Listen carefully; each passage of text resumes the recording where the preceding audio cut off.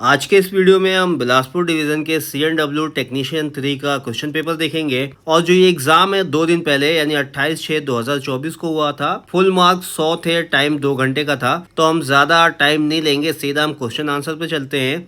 Video पूरा देखना, ध्यान से देखना। तो यहाँ पे पहला सवाल है, सवाल नंबर 1 जो है, क्लिप्स एंड क्लिप्स पिन किसके हिस्से होते हैं? तो 4 ऑप्शन दिए हैं यहाँ पे, अलायंस 2 कपलर, नॉन ट्रांजिस कपलर, या फिर ट्रांजिशन कपलर, या फिर ड्रॉबार। तो इसका राइट आंसर हो जाएगा सी, ट्रांजिशन कपलर। सवाल नंबर 2, LHB कोच की अधिकतम गति सीमा कितने kmph होती है? बहुत आसान सा आंसर है, इसका राइट आंसर हो जाएगा बी, 160 kmph होती है।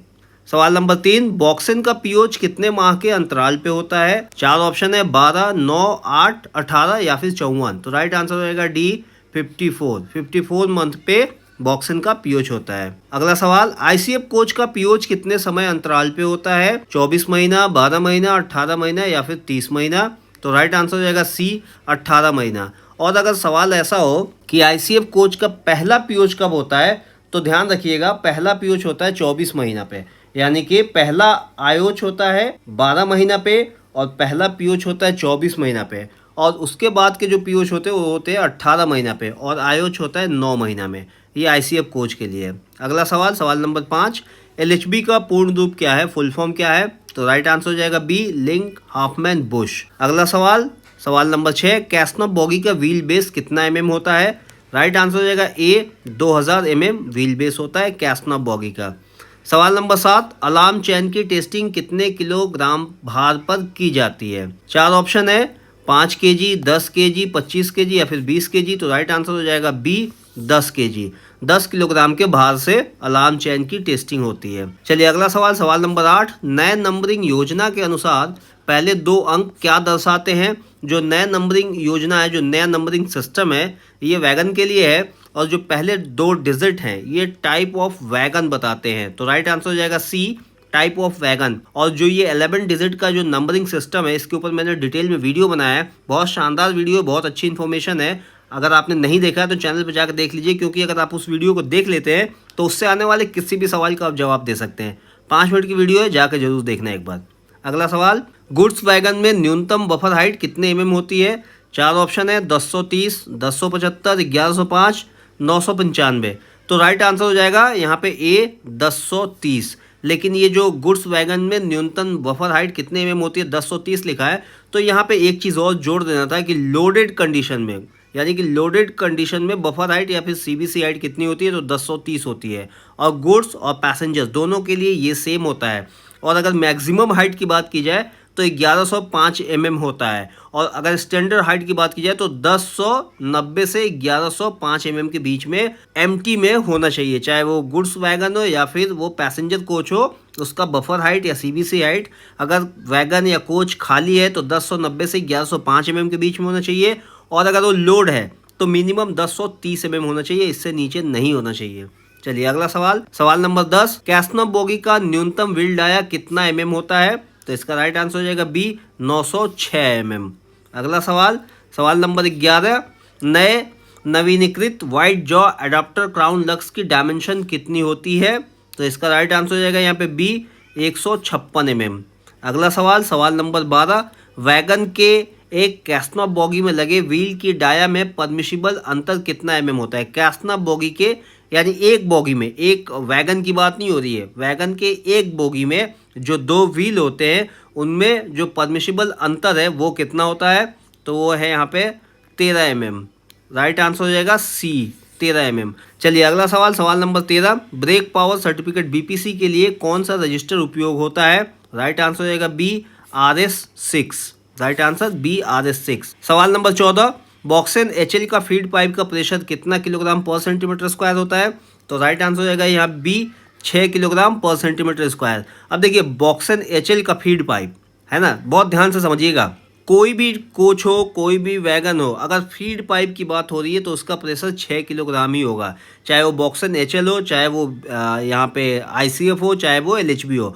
अगर twin pipe system, braking system वाला कोई भी कोच या वैगन है, उसमें फीड पाइप है, तो फीड पाइप का pressure 6 kilogram per centimetre square ही होगा, ध्यान रखिएगा। और जो अपना BP होता है, ब्रेक पाइप, उसका 5 किलोग्राम पर सेंटीमीटर स्क्वायर होता है। चलिए अगला सवाल, डैश के द्वारा एक्सेल की टेस्टिंग की जाती है, यानी नीचे जो 4 ऑप्शन दिए गए हैं इनमें से किसके द्वारा एक्सेल की टेस्टिंग की जाती है, तो राइट आंसर हो जाएगा यूएसटी, बी, यूएसटी के द्वारा एक्सेल की टेस्टिंग की जाती है। सवाल नंबर 16, गैर वातानुकूलित कोच की एक्सेल बॉक्स स्प्रिंग की फ्री हाइट कितने mm होती है, और इसका राइट आंसर हो जाएगा बी, 360 mm। ठीक है, राइट आंसर हो जाएगा बी, 360 mm। सवाल नंबर 17, कैस्नव बॉगी का सेंटर पिवोट किस चीज का बना होता है, 4 ऑप्शन है, cast iron, cast steel, mild steel या फिर स्टेनलेस स्टील। तो राइट आंसर हो जाएगा B, cast steel. Cast steel का बना होता है कैस्नव बॉगी का सेंटर पिवोट। अगला सवाल, सवाल नंबर 18, भारतीय रेलवे में डैश के सेंटर बफर कपल का प्रयोग किया जाता है, किस टाइप के सेंटर बफर कपलर का प्रयोग किया जाता है इंडियन रेलवे में, तो राइट आंसर हो जाएगा सी, AAR type centre buffer coupler का प्रयोग किया जाता है इंडियन रेलवे में। सवाल नंबर 19, कैस्नव बॉगी में डैश बेयरिंग प्रयुक्त होती है, कौन सी बेयरिंग लगती है, तो राइट आंसर हो जाएगा सी, CTRB बेयरिंग का इस्तेमाल होता है कैस्नव बॉगी में। सवाल नंबर 20, टैंक वैगन का कोडल लाइफ कितना होता है, 4 ऑप्शन है, 35 वर्ष, 45 वर्ष, 50 वर्ष या फिर 25 वर्ष। तो राइट आंसर हो जाएगा यहाँ पे बी, 45 वर्ष, 45 ईयर्स होती है टैंक वैगन की कोडल लाइफ। चलिए अगला सवाल, सवाल नंबर 21, टायर डिफेक्ट गेज से क्या चेक किया जाता है, wheel defect, buckle defect, CBC defect या फिर डोर डिफेक्ट। तो सिंपल सा इसका आंसर होगा, राइट आंसर हो जाएगा A, wheel defect. Tyre defect gauge से व्हील डिफेक्ट को चेक किया जाता है। सवाल नंबर 22, LHB कोच का राइडिंग इंडेक्स कितना होता है, 4 ऑप्शन है, 2.75, 2.0, 4.8 या इनमें से कोई नहीं। तो राइट आंसर हो जाएगा ए, 2.75। राइट आंसर हो जाएगा ए, 2.75 LHB कोच का राइडिंग इंडेक्स होता है। सवाल नंबर 23, एक ग्रुप कॉइल स्प्रिंग का कलर कोड क्या होता है, 4 ऑप्शन है, पीला, हरा, ऑक्सफोर्ड नीला या फिर व्हाइट, सफ़ेद। तो राइट आंसर हो जाएगा यहाँ पे बी, ग्रीन, हरा। हरा जो होता है ए ग्रुप कॉइल स्प्रिंग का कलर कोड होता है। सवाल नंबर 24, कैस्नव बॉगी के पेडेस्टल क्राउन रूफ की घिसाव सीमा कितनी होती है, और 4 ऑप्शन है, 4 mm, 5 mm, 6 mm या फिर 3 mm। राइट आंसर हो जाएगा बी, 5 mm। अगला सवाल, सवाल नंबर 25, बॉक्स एंड HL में प्रयुक्त फ्लो शीट का मटेरियल किस चीज़ का होता है, यानी बॉक्स एंड HL में जो फ्लो शीट बनता है वो किस मटेरियल का बना होता है। 4 ऑप्शन है यहाँ पे, mild steel, carton steel, IRSM 44 और इनमें से कोई नहीं। तो राइट आंसर हो जाएगा इसका सी, IRSM 44। इसी शीट फ्लो शीट इसी मटेरियल का बना होता है। सवाल नंबर 26, ICF बोगी में चक्के को लैटरल एवं लॉन्गिट्यूडनल गाइडेंस किसके द्वारा प्राप्त होता है, 4 ऑप्शन है, डैशपॉट, यहाँ पे डैशपॉट, साइड बेरर, स्प्रिंग या इनमें से कोई नहीं। तो राइट आंसर हो जाएगा ए, डैशपॉट। डैशपॉट के द्वारा ICF बोगी के चक्के को लेटरल एवं लॉन्गिट्यूडनल गाइडेंस प्राप्त होता है। सवाल नंबर 27, LHB कोच का D3 मेंटेनेंस शेड्यूल कितने दिनों में होता है, राइट आंसर हो जाएगा यहाँ पे सी, 180 दिन प्लस माइनस 15 दिन। अगला सवाल, सवाल नंबर 28, LHB कोच में एक्सल माउंटेड डिस्क ब्रेक का अधिकतम व्यास कितना mm होता है, जो एक्सल माउंटेड डिस्क ब्रेक होता है उसका जो अधिकतम व्यास पूछा जाता है कितना हो रहा है, तो राइट आंसर हो जाएगा इसका बी, 640 mm। अगला सवाल, सवाल नंबर 29, डिस्क ब्रेक सिस्टम में ब्रेक पैड की मोटाई कितने mm होती है, यानी जो LHB कोच होते हैं जो डिस्क ब्रेक उसमें लगा होता है तो उसकी ब्रेक पैड की मोटाई नए में कितने होती है, राइट आंसर हो जाएगा यहाँ सी, 35 mm। अगला सवाल, सवाल नंबर 30, एक LHB कोच में ब्रेक सिलेंडर की संख्या कितनी होती है। देखिए एक कोच की बात हो रही है, एक यहाँ पे ट्रॉली की बात नहीं हो रही है, एक कोच की बात हो रही है। तो राइट आंसर हो जाएगा ए, 8 की संख्या होती है। एक LHB कोच में ब्रेक सिलेंडर की 8 संख्या होती है। एक एक्सल पे 2 ब्रेक सिलेंडर होते हैं और एक कोच में 4 एक्सल होते हैं, तो कुल मिला के 8 ब्रेक सिलेंडर हुए। और अगर एक बोगी की बात की जाए तो एक बोगी में 4 ब्रेक सिलेंडर होते हैं और एक कोच में 8 ब्रेक सिलेंडर होते हैं। इस चीज़ का ध्यान रखिएगा। अगला सवाल, सवाल नंबर 31, एक LHB कोच में डंप वाल की संख्या कितनी होती है। 4 ऑप्शन है, 8, 2, 6 या फिर 4। तो राइट आंसर हो जाएगा यहाँ पर डी, 4। यानी कि एक LHB कोच में डंप वाल की संख्या 4 होती है। हर एक्सल पे एक होता है। हर एक्सल को ब्रेक सिलेंडर को कंट्रोल करने के लिए एक डंप वाल होता है। तो कुल मिला के 4 एक्सल होते हैं, तो 4 डंप वाल हुए। इस चीज़ का ध्यान रखिएगा। एक LHB कोच में 4 डंप वाल होते हैं। एक डंप वाल 2 ब्रेक सिलेंडर को कंट्रोल करता है, यानी एक एक्सल को कंट्रोल करता है। अगला सवाल, सवाल नंबर 32, LHB कोच में डैश कपलर का प्रयोग किया जाता है। किस टाइप का कपलर का प्रयोग किया जाता है।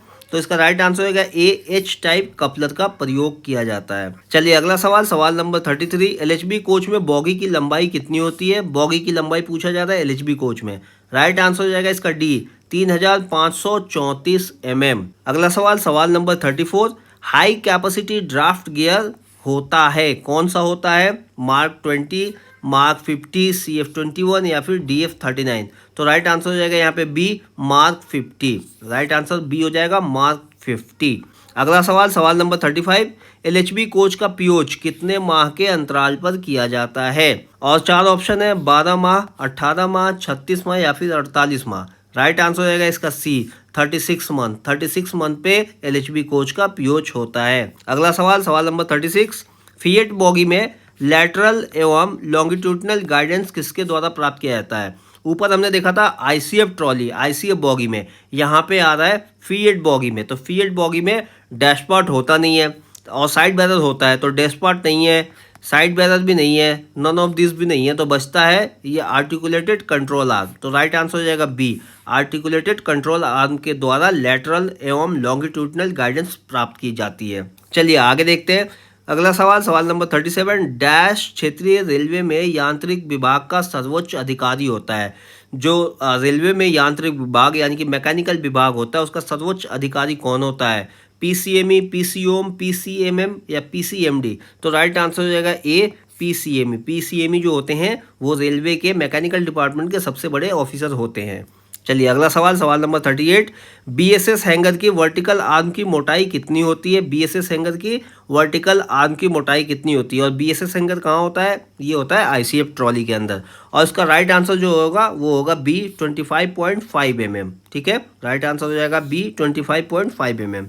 अगला सवाल, सवाल नंबर 39, एलएचबी कोच की कोडल लाइफ कितनी है? एलएचबी कोच की कोडल लाइफ कितनी है? राइट आंसर हो जाएगा इसका सी, 35 ईयर, 35 साल एलएचबी कोच की कोडल लाइफ है। सवाल नंबर 40, हाइब्रिड कोच में एयर स्प्रिंग का प्रेशर कितना किलोग्राम पर सेंटीमीटर स्क्वायर होता है? तो राइट आंसर हो जाएगा ए, 6 किलोग्राम पर सेंटीमीटर स्क्वायर, क्योंकि जो एयर स्प्रिंग है वो जो चार्ज होता है वो एफपीस होता है, फीड पाइप्स होता है, और फीड पाइप का प्रेशर 6 kg होता है। इसलिए एयर स्प्रिंग का प्रेशर या फिर बेलो पूछा जाए तो बेलो का pressure 6 kilogram per centimetre square होता है। ये हाइब्रिड कोच में भी और एलएचबी कोच के भी अंदर। चलिए अगला सवाल, सवाल नंबर 41, एयर स्प्रिंग सिस्टम में लगे मेन रिजर्वायर की क्षमता कितने लीटर की होती है?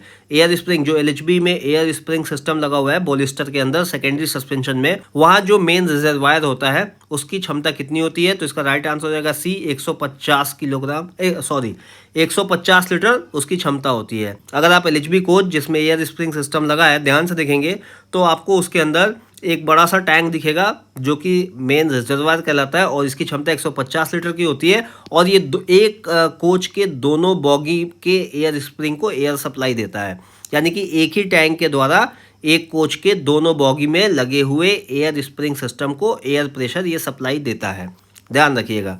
सवाल नंबर 42, ब्रेक इंडिकेटर लाल दिखता है उस समय ब्रेक की स्थिति क्या होगी? तो उस समय ब्रेक होगा अप्लाइड, यानी ब्रेक लगा होगा। जब ब्रेक लगा रहता है तो इंडिकेटर लाल रहता है, ब्रेक रिलीज रहता है तो इंडिकेटर हरा रहता है। तो अगर ब्रेक इंडिकेटर लाल दिखता है तो उस समय ब्रेक की स्थिति अप्लाइड कहलाएगी। चलिए अगला सवाल 43, पीईएएसडी किसे कहते हैं? पीईएसडी किसे कहते हैं? बहुत सिंपल सा सवाल है, 4 ऑप्शन दिए गए हैं, लेकिन इसका राइट आंसर हो जाएगा A, passenger emergency alarm signalling device, जिसे हम चैन पुलिंग कहते हैं ना, आम भाषा में चैन पुलिंग हो गया, वही है पीईएएसटी। ठीक है, चलिए अगला सवाल, सवाल नंबर 44, नकल नोज एवं कपलर गार्ड आर्म के बीच डैश मिलीमीटर स्टैंडर्ड दूरी होती है? राइट आंसर हो जाएगा ए, 127 mm की स्टैंडर्ड दूरी होती है। सवाल नंबर 45, महिलाओं के डिब्बे का ट्रांसपोर्टेशन कोड क्या होता है? राइट आंसर हो जाएगा इसका सी, वाई होता है। अगला सवाल, सवाल नंबर 46, पेंट्री कार के डिब्बे का ट्रांसपोर्टेशन कोड क्या होता है? राइट आंसर हो जाएगा इसका भी सी, यहाँ पे WCB। अगला सवाल, सवाल नंबर 47, कोचिंग स्टॉक दुर्घटना जिसमें मनुष्य जीव की प्राण हानि होती है की जांच करते हैं, कौन जांच करता है? कोचिंग गाड़ी की एक्सीडेंट हो जाए और उसमें अगर किसी मनुष्य यानी कि किसी पैसेंजर की प्राण हानि हो जाए, जान माल का नुकसान हो जाए, तो जो इसकी इंक्वायरी होती है वो कौन करता है? तो राइट आंसर इसका बी, सीआरएस इंक्वायरी होता है अगर किसी दुर्घटना में जान माल की हानि होती है, तो यानी अगर किसी की जान चली जाए तो सीआरएस इंक्वायरी होती है। चलिए अगला सवाल, सवाल नंबर 48, गुड स्टॉक में सर्विस के दौरान सीबीसी में अधिकतम स्लैग कितना मिलीमीटर अनुमेय है? राइट आंसर हो जाएगा इसका सी, 25 mm, 25 mm। चलिए अगला सवाल, सवाल नंबर 49, एसी कोच का पेस्ट कंट्रोल कितने दिनों में किया जाता है? और इसका राइट आंसर हो जाएगा 15 दिन, यानी कि ए, 15 दिन में एसी कोच का पेस्ट कंट्रोल किया जाता है। सवाल नंबर 50, नमी डैश के द्वारा मापी जाती है, नमी मापने का मीटर कौन सा होता है? तो इसका राइट आंसर हो जाएगा बी, हाइग्रोमीटर, हाइग्रोमीटर के द्वारा नमी मापी जाती है। अगला सवाल, सवाल नंबर 51, डैशपॉट में डैश ऑयल का प्रयोग किया जाता है। आईसीएफ कोच के अंदर, आईसीएफ बॉगी के अंदर जो डैशपॉट होता है उसमें ऑयल होता है, तो उस ऑयल का जो इस्तेमाल होता है, कौन से ऑयल का इस्तेमाल होता है? तो राइट आंसर है इसका बी, सर्वोलाइन 68 ग्रेड का ऑयल उसमें इस्तेमाल किया जाता है। सवाल नंबर 52, कंपोजिट रिंग की मोटाई कितने एमएम होती है? राइट आंसर है इसका बी, 6 mm, 6 mm की मोटाई होती है कंपोजिट रिंग की। सवाल number 53, BC went plug dash के लिए प्रयुक्त किया जाता है, किस लिए प्रयुक्त किया जाता है? ब्रेक एप्लीकेशन के लिए, या फिर एयर लीकेज को बंद करने के लिए, या फिर ब्रेक रिलीज करने के लिए, या फिर एयर प्रेशर बनाए रखने के लिए? तो यहाँ वेंट प्लग है तो सिंपल सी इसका आंसर है सी, ब्रेक रिलीज करने के लिए। जो बीसी ब्रेक सिलेंडर का वेंट प्लग है, बीसी का मतलब ब्रेक सिलेंडर, ब्रेक सिलेंडर का जो वेंट प्लग है उसका इस्तेमाल किया जाता है ब्रेक को रिलीज करने के लिए। चलिए अगला सवाल, सवाल नंबर 54, व्हील गेज डैश पर लिया जाता है, व्हील गेज कब नापा जाता है? Offload condition, loaded wagon, empty wagon, या फिर नन ऑफ दिस? तो यहाँ पे राइट आंसर हो जाएगा ऑफ लोड कंडीशन ए, इसका आंसर हो जाएगा ऑफ लोड कंडीशन पे व्हील गेज नापा जाता है। सवाल नंबर 55, कैस्नप 22 एचएस बोगी में डैश साइड बैरियर का प्रयोग किया जाता है, किस प्रकार के साइड बैरियर का प्रयोग किया जाता है? तो राइट आंसर इसका हो जाएगा बी, यहाँ पे spring loaded CC type side barrier and PU type, ये प्रयोग होता है side barrier CASNUB 22 HS bogie में। चलिए अगला सवाल, सवाल नंबर 56, एक ही एंड पर दो बफर के बीच की दूरी कितनी होती है? राइट आंसर हो जाएगा इसका ए, 1956 mm। अगला सवाल, सवाल number 57, ICF buffer plunger dash का बना होता है, किस चीज़ का बना होता है? माइल्ड स्टील, कास्ट आयरन, या फिर इनमें से कोई नहीं? तो इसका राइट आंसर हो जाएगा यहाँ पे बी, कास्ट स्टील का आईसीएफ बफर प्लंजर बना होता है। अगला सवाल, सवाल नंबर 58, इलास्ट्रोमेट्रिक पैड डैश के लिए लगाए जाते हैं? चार ऑप्शन है, व्हील फ्लेंज वियर कम करने के लिए, राइड इंडेक्स सुधारने के लिए, बफर हाइट बढ़ाने के लिए, या उपरोक्त सभी? तो राइट आंसर हो जाएगा ए, व्हील फ्लेंज वियर कम करने के लिए इलास्ट्रोमेट्रिक पैड लगाए जाते हैं। सवाल नंबर 59, पैसेंजर कोच में प्रयोग होने वाले कंट्रोल रिजर्वायर की क्षमता कितनी होती है? सीआर की क्षमता कितनी होती है? अब देखिए यहाँ पे कंफ्यूजन है, जो आंसर शीट मिला है उसमें राइट आंसर बताया गया 9 लीटर सी, लेकिन जहाँ तक मुझे लगता है इसका राइट आंसर होना चाहिए ए, 6 लीटर। लेकिन फिर भी अगर यहाँ पे आंसर शीट में 9 लीटर बताया गया तो हम इसको 9 लीटर ही मानेंगे, लेकिन मुझे लगता है कि 6 लीटर होनी चाहिए। खैर इसके बारे में आगे देखेंगे फिर कि कितना होता है, थोड़ा इसका खोजबीन करेंगे। अगर आप लोगों को भी आइडिया है तो कमेंट करके ज़रूर बताना कि पैसेंजर कोच में प्रयोग होने वाले सीआर कंट्रोल रिजर्वायर की क्षमता कितनी होती है। मेरे हिसाब से तो 6 लीटर होती है, लेकिन आंसर में 9 लीटर दिया गया है तो यहाँ 9 लीटर मैं बता रहा हूँ आपको। चलिए अगला सवाल, सवाल नंबर 60, नकल पिवट पिन का व्यास कितना होता है? राइट आंसर हो जाएगा ए, 40 mm। सवाल नंबर 61, गुड स्टॉक में प्रयोग होने वाले कंट्रोल रिजर्वायर की क्षमता कितनी होती है? ऊपर पैसेंजर ट्रेन की बात हो रही थी, यहाँ पे हो रही है गुड स्टॉक यानी वैगन के, तो इसका राइट आंसर हो जाएगा ए, 6 लीटर। 6 लीटर की क्षमता होती है सीआर की। अगला सवाल, सवाल नंबर 62, प्रीमियम रेक का बीपीसी वैधता कितने दिनों की होती है? तो इसका राइट आंसर हो जाएगा डी, 12 + 3 दिन। सवाल नंबर 63, सीसी रेक के बीपीसी का रंग क्या होता है? पीला, हरा, लाल, या इनमें से कोई नहीं? तो इसका राइट आंसर हो जाएगा ए, येलो रंग का होता है सीसी रेक का बीपीसी। सवाल नंबर 64, ब्रेक पाइप का दबाव कितना किलोग्राम पर सेंटीमीटर होता है? यानी बीपी का प्रेशर पूछा जा रहा है, तो सिंपल सा आंसर इसका ए हो जाएगा, 5 kilogram per centimetre square pressure होता है ब्रेक पाइप का। सवाल नंबर 65, एक कैटेगरी डिपो से जारी की जाने वाली सीसी रेक की बीपीसी की वैधता कितनी होती है? और राइट आंसर हो जाएगा इसका सी, 6000 किलोमीटर। अगला सवाल, सवाल नंबर 66, एक कैटेगरी डिपो से जारी की जाने वाली सीसी रेक की वैधता, बीपीसी की वैधता कितनी होती है? और इसका राइट आंसर हो जाए, देखिए ऊपर पूछा है सीसी रेक के डिपो से ज्यादा सीसी देख के बीपीसी की वैधता कितने किलोमीटर की होती है, ऊपर किलोमीटर पूछा है और यहाँ जो सवाल नंबर 66 है इसमें दिन पूछा जा रहा है कितने दिन की होती है। तो राइट आंसर हो जाएगा ए 30 दिन। 30 दिन की यहाँ पे बीपीसी की वैधता होती है। सवाल नंबर 67, ब्लास्ट ट्रेन की बीपीसी की वैधता कितने दिनों की होती है? राइट आंसर हो जाएगा ए 30 दिन। सवाल नंबर 68, कंट्रोल चैम्बर के कोचिंग स्टॉक में ओवर चार्ज प्रोटेक्शन का समय कितना होता है?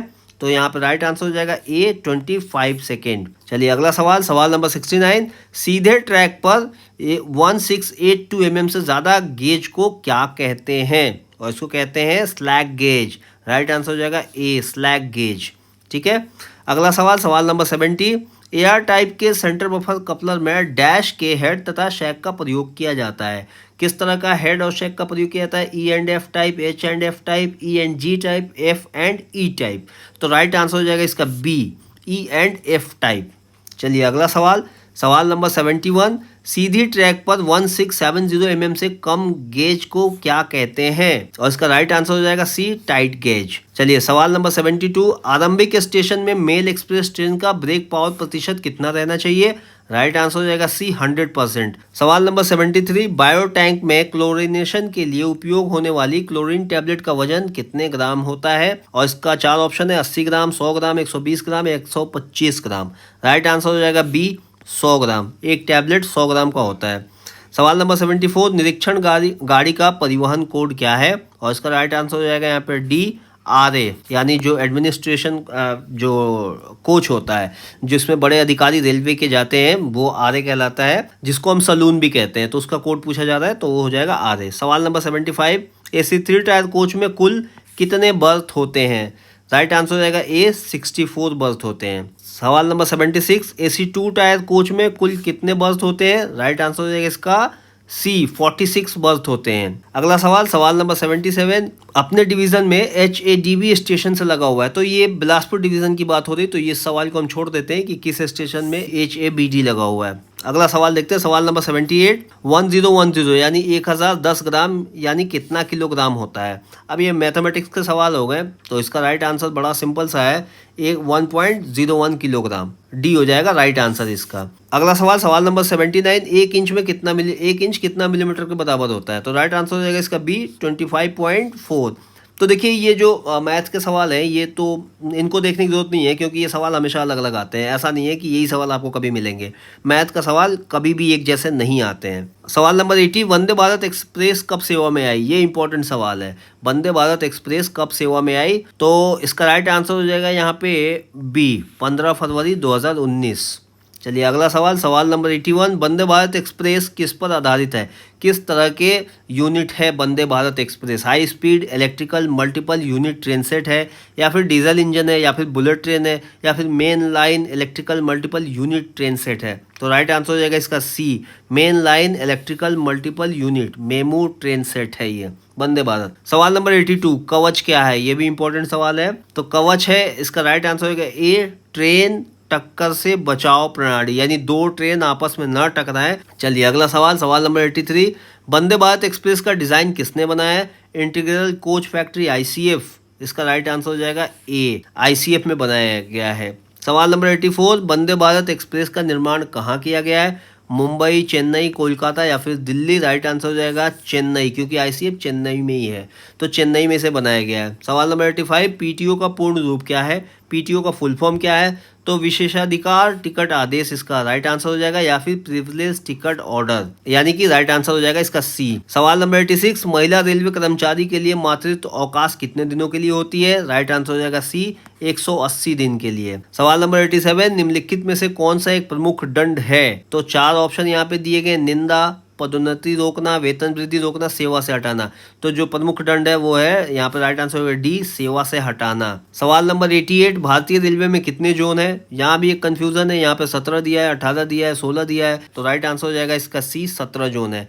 मैं भी इसमें कंफ्यूज हूँ, अगर आप लोग में से किसी को पता है तो कमेंट करके जरूर बताना। देखिए बहुत सी ऐसी चीज़ें हैं जो सबको नहीं पता होती, बहुत सी ऐसी चीज़ें हैं जो मुझे भी नहीं पता, बहुत सी ऐसी चीज़ें हैं जो आप में से भी कईयों को नहीं पता है। तो हम लोग कमेंट के द्वारा एक दूसरे को अपनी जानकारी दे सकते हैं। अगर आप लोगों को इसके बारे में पता है तो कमेंट करके ज़रूर बताइएगा। इसी के बारे में नहीं, अगर किसी भी सवाल के ऊपर डाउट है और लगता है कि उसका आंसर कुछ और होना चाहिए तो प्लीज़ आप लोग कमेंट करके ज़रूर बताना, ठीक है। आगे के वीडियो में हम उसको सुधारेंगे। सवाल नंबर 89, रेल पहिया कारखाना कहाँ स्थित है? 4 ऑप्शन है यहाँ पे। पहला ऑप्शन जो है राइट आंसर होगा ए, येलहैंग का। सवाल नंबर 90, इंटीग्रल कोच फैक्ट्री कहाँ स्थित है? राइट आंसर हो जाएगा इसका डी, चेन्नई। चेन्नई में इंटीग्रल कोच फैक्ट्री स्थित है। सवाल नंबर 91, रेल कोच फैक्ट्री कहाँ पर स्थित है? तो राइट आंसर है इसका बी, कपूरथला। कपूरथला में रेल कोच फैक्ट्री है। चलिए सवाल नंबर 92, इसको छोड़ देंगे क्योंकि यहाँ पे ये मैथ का सवाल है और ये हमेशा एक जैसे नहीं आते, ये अलग अलग आते हैं। निम्नलिखित को जोड़े, इनको जोड़ना है, कितना इसका आंसर होगा। तो राइट आंसर वैसे सी हो जाएगा। यहाँ पे निम्नलिखित को घटाना है तो इसका राइट आंसर अगर आप देखेंगे तो इसका राइट आंसर यहाँ पे बी हो जाएगा, ठीक है। ये मैंने पहले से करके रखा है, देख के रखा है, तो मैं यहाँ पे आपको बस बता दे रहा हूँ।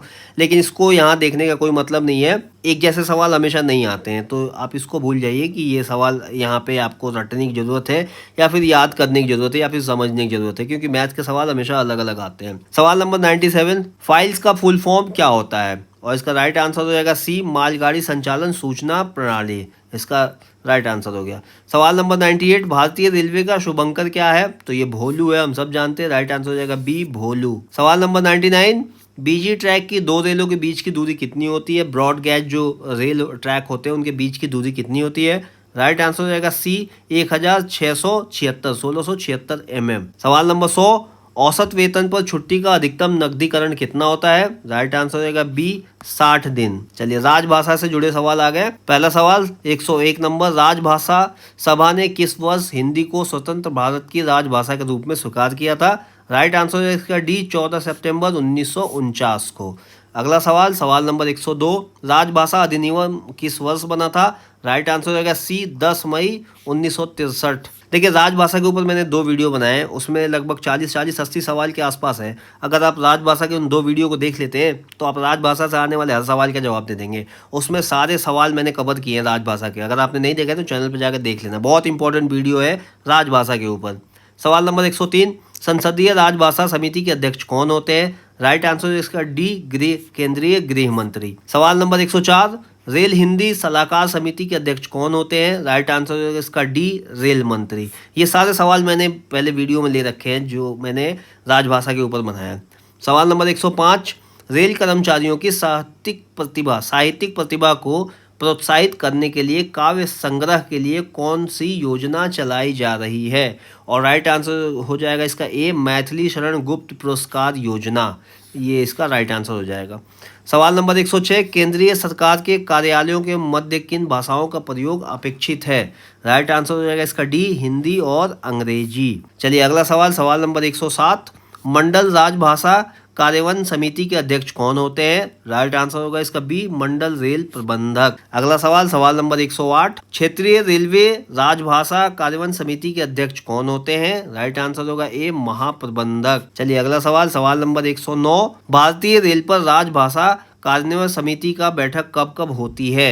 राइट आंसर होगा इसका सी, 3 माह में 1 बार। सवाल नंबर 110, भारतीय संघ की राजभाषा क्या है? राइट आंसर होगा सी, देवनागरी लिपि हिंदी में। तो ये रहे 110 सवाल पूरे, और मुझे उम्मीद है कि आपने इसमें बहुत सारा गेस किया होगा जो आप सही होंगे। कमेंट करके जरूर बताइएगा कितने सवाल आपने जो गेस किए थे उसके आंसर सही हैं।